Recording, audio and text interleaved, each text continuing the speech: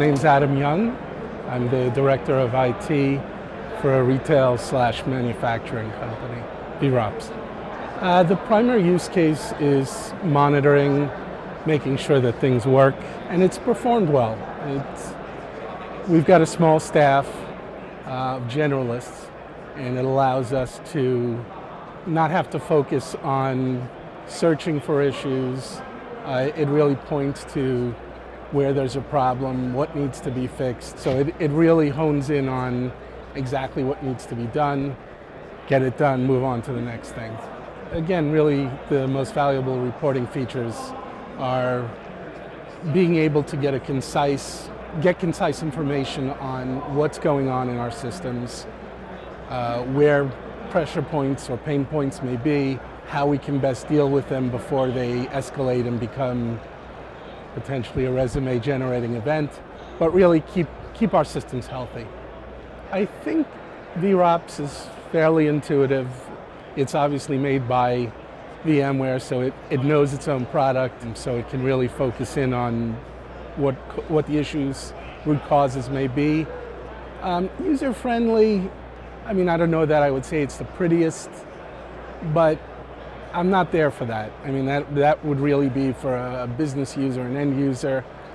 I want concise, quick. I get an email, I don't have to scroll through all pretty colors. I just get right at the top what's wrong, what I need to deal with.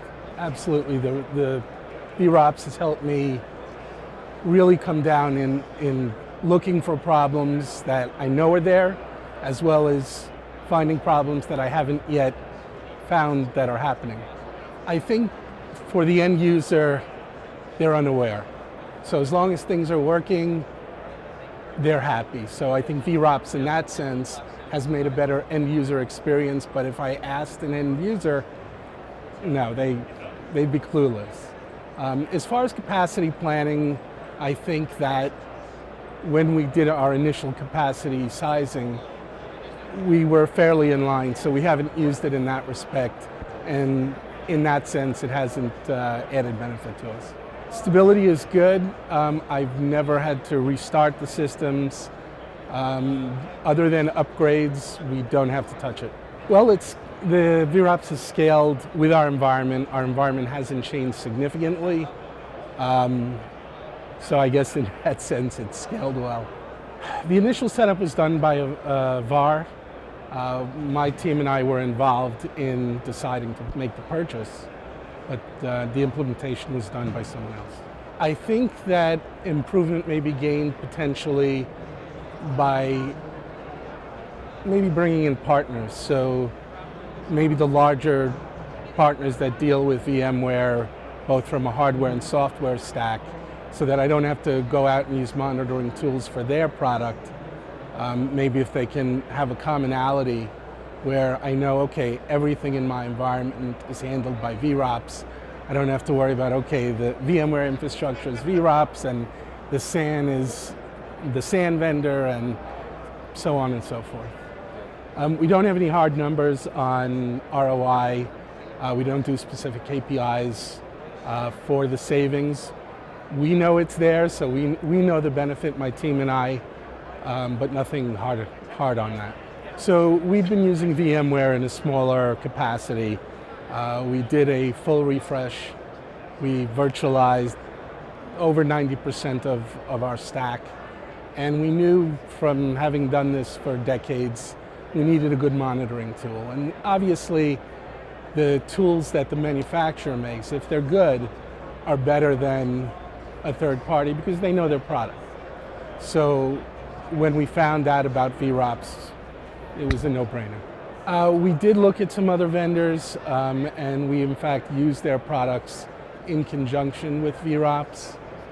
So it does give us a point of comparison. When both solutions are raising their hands, you know, something's hit the fan. The use cases are between vRealize and the other solutions are similar. Costs, I'd say, are similar as well, but what I find about vRealize versus the other solutions that I have is the quantity and quality of the information I'm getting. So when I have a problem, I may get multitudes of emails from my other products. VRops is much less. I get one, I know it's an issue, and I deal with it. I don't have to scroll through, well, there's a problem 5 minutes ago, now it's not a problem, then it's a problem again. I don't have to worry about that. When choosing a vendor, obviously, market share, how good the product is, speaking to my peers, people at other companies, tech reviews, Gartner, those types of things. Cost, as always, plays into it. The vision, so making sure that they're not, blinders on, they're looking towards the future, and that it's a product that's going to last. I don't want to invest time, money, and effort in something that in 2 years is useless. As far as a rating between 1 and 10, I'd give VRops a 9. To reiterate some of my other answers, I think that it does its job that I've asked it to. It doesn't do more, and it most definitely doesn't do less. It keeps my time to deal with issues down.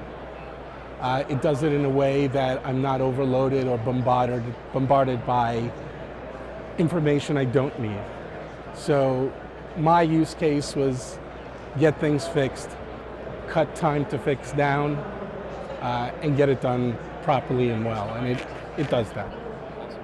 Advice that I would give another colleagues, obviously look at the market for themselves, take my advice, of course, and make sure that what you're doing fits your need. Don't let someone sell you something that's not necessarily what you need, because it's all pretty, or the salesperson threw in something, or they were extra nice. Really, it comes down to the technology and the product.